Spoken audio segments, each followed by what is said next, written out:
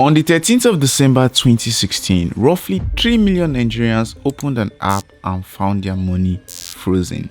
The explanation that was given was that the system was experiencing heavy workload. But let's be honest, it was not experiencing any heavy workload. It was a Ponzi scheme that had already collapsed one time in Russia 20 years earlier, run by the same man using almost the same words. Now, to understand what happened in Nigeria, you have to start in Russia because Nigeria was not a new scheme. It was kind of a rerun. Sergei Mavrudi, I hope I pronounced that right, founded in post-Soviet Russia. The economy was in a free fall, savings had been destroyed by inflation, and the institutions people had trusted with their whole lives stopped existing. So into that, Mavrodi offered enormous returns. Millions joined and it kind of collapsed. Basically, he went to prison and then he did it again. Between 2011 and 2016, he relaunched the model internationally. India, China, South Africa, Zimbabwe, and finally Nigeria.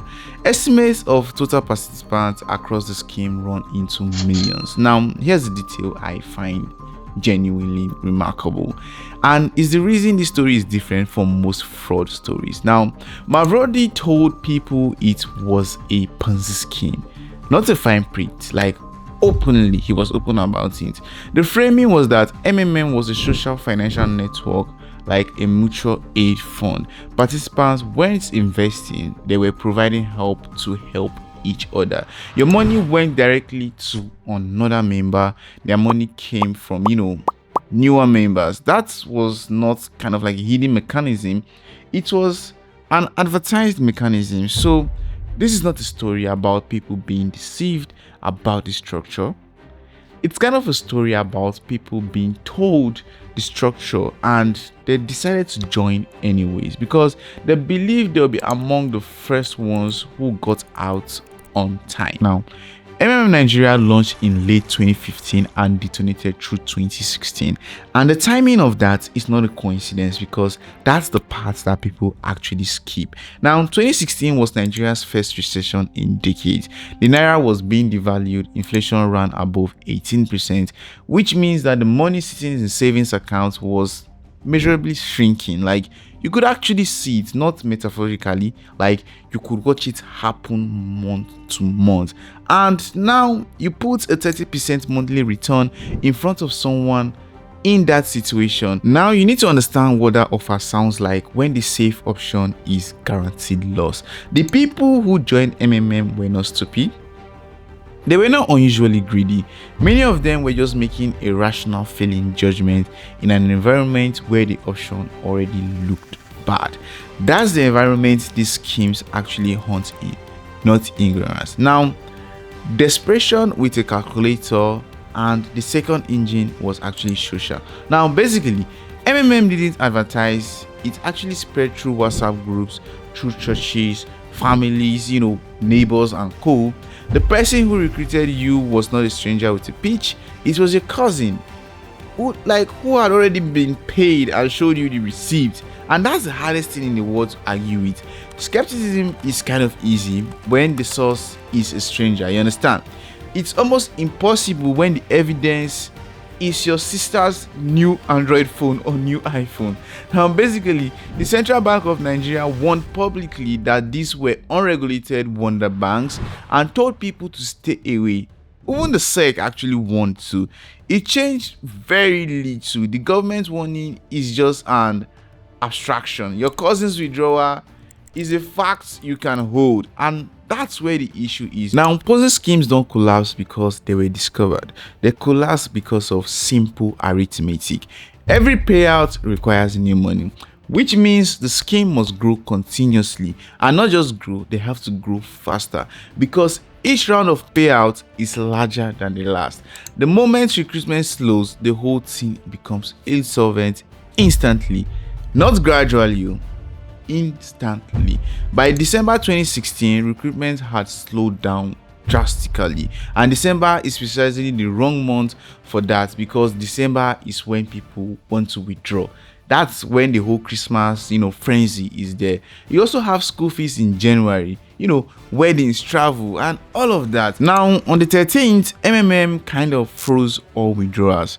1 month they said heavy, workload on the system.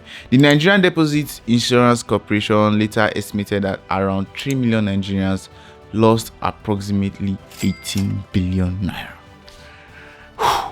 That's roughly 60 to 50 million dollars at the exchange rate of that time. And I want to be careful with that number because I think it underestimates the damage rather than overestimates it.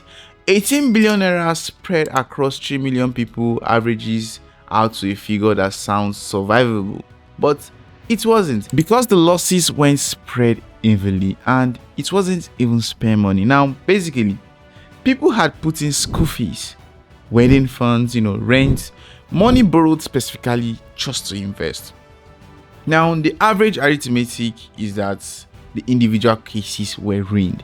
Now, lives were lost in the aftermath, but I'm not going to detail that beyond saying it happened. And that is the reason I don't actually find the story funny.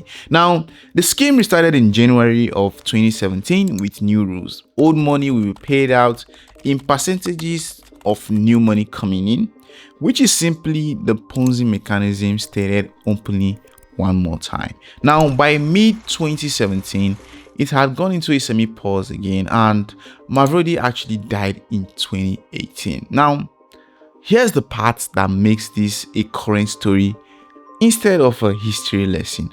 Now, basically, the NDIC has estimated that Ponzi schemes and related fraud drained something on the order of, let's say, 900 billion naira from Nigerian investors across roughly 2 decades.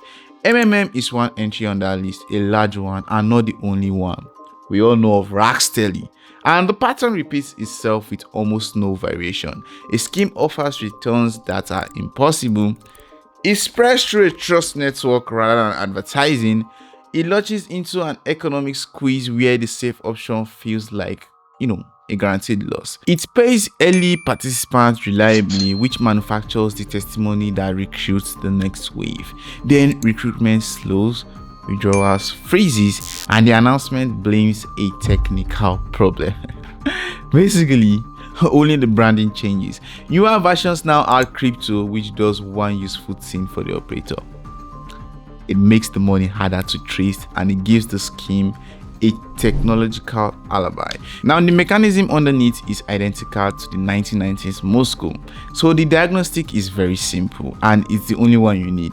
Ask where the money comes from. Now, if the money comes from somebody you recruit, or let's say somebody that is joining after you, you already know how it ends. You just don't actually know the date. It can end at any time. MMM, Rackstelly, all of them. I think it's Fosage or something. But what stays with me about NMM is that it didn't need to lie about what it was. It told people the structure, and 3 million people still joined anyway, because the real pitch was never, the 30%. The real pitch was that you are smart enough to get out before it falls. But everyone actually believed that. That's arithmetic. That's why it's guaranteed to hurt someone.